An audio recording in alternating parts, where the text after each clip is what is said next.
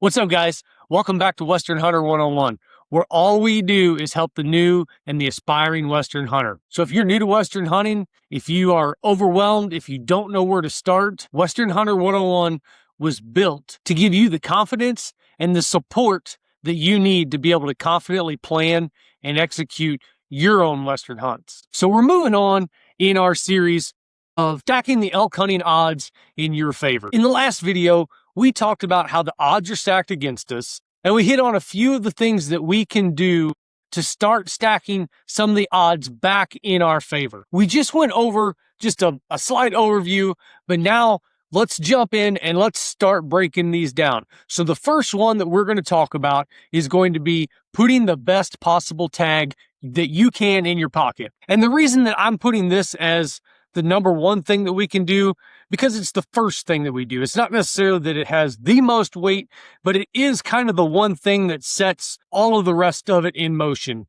or it's kind of the first step, if you will, in the right direction. And so the reason that I think this is the number one thing that you can do, this is one thing that you can do to start stacking odds in your favor, is because I believe that we all have an elk hunt that we want to do. So when we think about elk hunting, all elk hunting is fun. It doesn't matter if you're chasing bugles. It doesn't matter if you are still hunting through dark timber. It doesn't matter if you are sitting on a glassing knob, if you're spotting and stalking. It doesn't matter if you're hunting in September, or if you're hunting in November.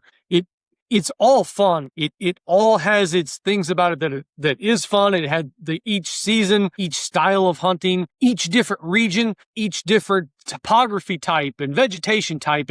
They all have their pros and their cons to what we are actually looking for. And so just to kind of get into this a little bit. So again, I think we all have an elk hunt that we want to do. So there's a reason that you want to go elk hunting. There is something that you are looking for more so than just the grip and grin pictures, more so than just the freezer full of meat. You are looking for a specific experience. And there's a lot more that actually plays into that experience than just holding a dead elk at the end of a hunt or just hauling home coolers full of meat. There's so much more to it than that you are actually looking for. And if you end up on the wrong hunt, the wrong time of year, the wrong topography, the wrong vegetation type, the wrong region, you are not going to get the experience that you're looking for. And that is going to have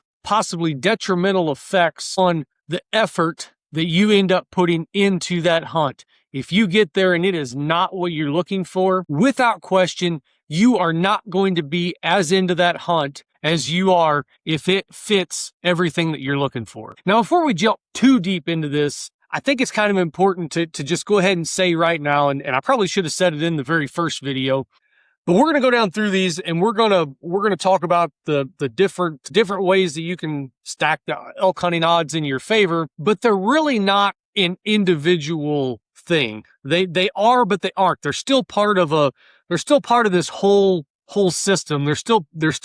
It's really all one thing. Like one aspect of this plays off of another. There's several aspects of it that are going to play into each of these individual things we're going to talk about. Like, just because we're talking about a tag in this video, we're going to be talking about the tag, and that's going to require e-scouting to figure that out. It's going to require figuring out what gear you have, what type of hunt you can do, what type of hunt you want to do. So there's a lot more things than just picking out the tag that goes into picking out the tag. So we're going to have to get through all of these so you can put the whole system together. But like I said in the first video, I'm going to give these to you in pieces so you can digest them. And then when we get to the last video, you're going to be able to put it all together. So getting back to my thoughts on, everybody has their own elk hunt that they want to do. Everybody has it envisioned in their mind, the hunt that they want to do. And so I'm going to give you an example of that.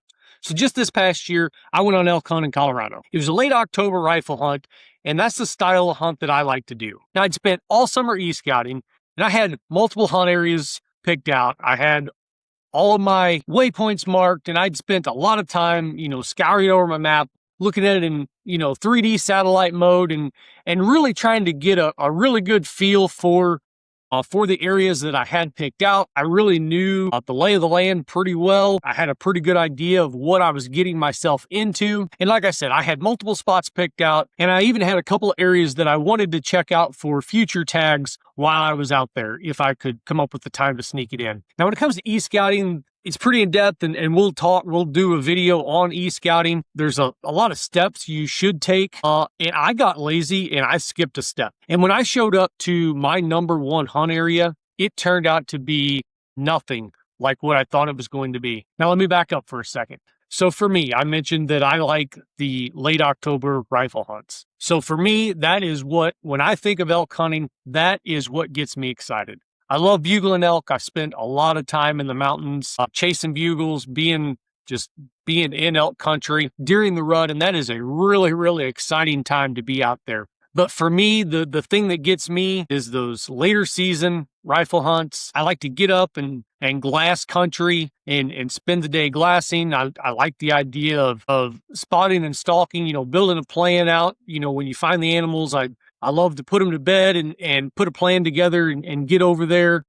That for me, that is when I think of elk hunting, that's where my mind goes to first. That is my idea of what I enjoy the most about elk. So I need to find places that fit what I like to do, and I need to put tags in my pocket that allow me to go to those places at that time of the year. So getting back to the story, when I showed up to my main number one hunt area, the one that I was the most excited about, what I thought was going to be open slopes covered in sagebrush with some pinyon juniper mixed in here and there, ended up being about 15 to 20 foot tall oak brush and young aspens that had regenerated after a really old beetle kill. There was timber on the ground everywhere, old trees that had fallen down and looked like matchsticks, and it was grown up in the thickest brush that I have ever attempted to try to get through, and there was basically zero chance of me ever glassing up an elk in that. Now, this is going to sound a little funny, but the problem was not that my hunt area turned out to not be what I expected it to be, because I had plenty of backups. The problem was there was too many elk, and there was way too much elk sign, fresh, steaming hot elk sign. And because of that, I ended up spending more time and effort in there instead of just writing it off that it didn't fit what I was looking for and moving on to my next hunt area. I stayed and I tried to make the best of it because there was so much elk sign. I had seen a couple herds of cows that I'd bumped into. I cut several trails of fresh bull tracks, and I attempted to make it work in an area that just didn't fit what I wanted to do. So I spent a couple of days prior to season scouting, trying to figure out how I could make the best of this because there was so much sign. I wanted to stay. I mean, obviously when you don't leave elk to go find elk. And I abandoned my hunt plan that I had put together. Most of the waypoints that I had marked didn't fit the style of hunt that I was going to have to do if I was going to hunt that area. So I had waypoints set up for the style of hunting that I like to do, but they were not going to work for what it was going to take to actually kill an elk in that area. So I completely abandoned my hunt plan, and I spent a couple of days trying to put together a way to actually make it work in there. So the night before opening day, we packed in there. We packed camp in enough for a couple of days. We ended up getting to the spot that we were going to camp at about midnight that night. Threw up our tents, just kind of threw our gear in, got in bed, ate real quick, went to sleep, got up the next morning. So we're sitting there opening day. We can hear some elk bugling. Now this is second rifle season, so not that elk won't bugle in second rifle, but it's not the rut. So it's not something that you can necessarily plan on, and it's definitely not consistent enough unless they're super close to actually be able to use that to locate and hunt the elk. Now, we got up before daylight. We set up on our glassing knob where we could see just minimal amounts of openness that we could actually glass into. And we sat there till about 8 o'clock that morning, and I was just burning my eyes up trying to see an elk because I knew they were in there. There was absolutely no doubt in my mind that there were quite a few elk in there. But as I sat there, the realization hit me that the chances of them actually walking into a spot where we could see them and get a shot off was very, very minimal. And now I've got 3 days invested into this spot. I've got a couple of days worth of scouting, and opening day, and I made the decision to pull out. Reality finally hit me that this was not going to be the hunt that I wanted to do. So instead of me investing 2 days worth of scouting into an area that did excite me and waking up opening morning in a place that I was excited about, that I did want to put the effort into, I squandered my time. I spent 2 days trying to figure out a spot that didn't fit, and I wasted my opening morning trying to cover an area that I had little confidence in. As I sat there that morning, I felt very, very defeated. Now, we did move on, and we were able to fill one of our tags, but had there not been so much time wasted, I have no doubt in the area that we ended up in, that if we would have not squandered those days, that we would have absolutely filled the other tags. So what does it mean to put the best possible tag that you can in your pocket? Now, some of you may be thinking I'm talking about limited entry tags that take years to draw. But if you sit around waiting on that, you're going to end up wasting a lot of years that you could be gaining experience, learning how to be an elk hunter, just waiting on the best tags. What I'm talking about is putting the best possible tag you can in your pocket. Now, as a new Western hunter, chances are you've got 0 points anywhere. So we're talking about tags that you can draw with 0 points, or that you can purchase over the counter. And where I see a lot of guys go wrong is they just don't know what opportunities are actually available to them. So step number 1 is figuring out the hunt that you want to do. Now, chances are you don't have to spend a lot of time figuring that out, but you just need to keep a mental note of that. You need to know that you are looking for a tag that fits the hunt you want to do. The next step, you need to figure out what opportunities are available.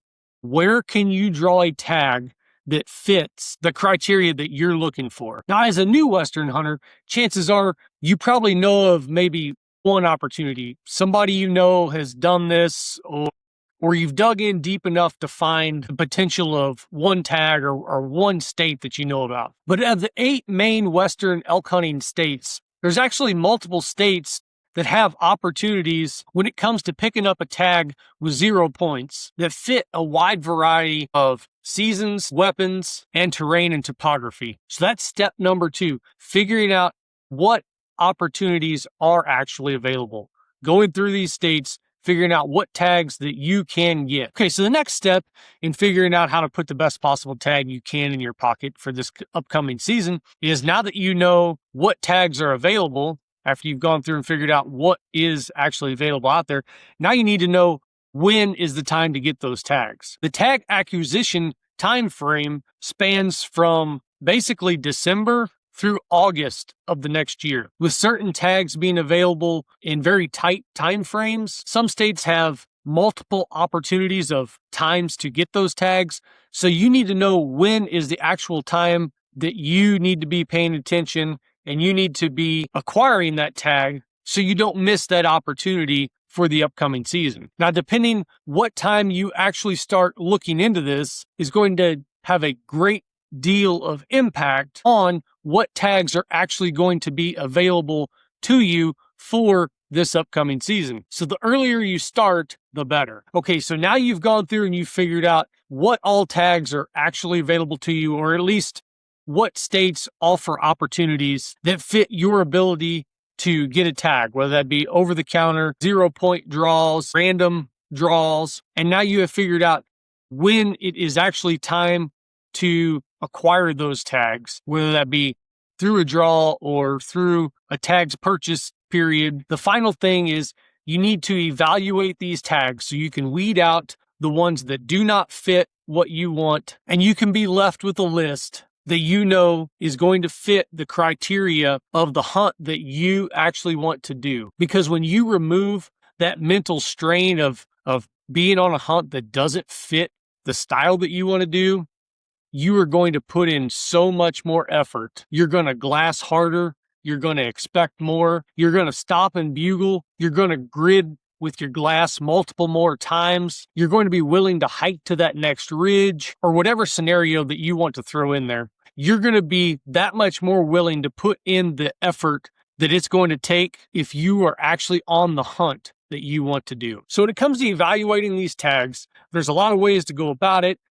There's state websites, there's apps that you can purchase. There's a lot of tools out there to use, but you're going to need to evaluate these tags. You're going to need to make sure that the unit or units that are attached to that tag, that it's going to have the actual terrain that you want to hunt in, that's going to be available in that unit or in that set of units. You're going to have to make sure the season dates for that tag will work for you taking the time to get out there, whether it be taking time off work, whatever your schedule is going to look like. You need to make sure that fits. If you're a person with a more lenient amount of days that you can take and put into the hunt, there are states and tags that have longer seasons, and the more days that you can spend afield, the better chance you're going to have at success. Maybe you're not overly picky about the weapon, but you have a certain season that you want to hunt, whether that be during the rut or late season. A lot of these states have overlapping seasons or overlapping tags with a variety of weapons choices where you could still be in the same area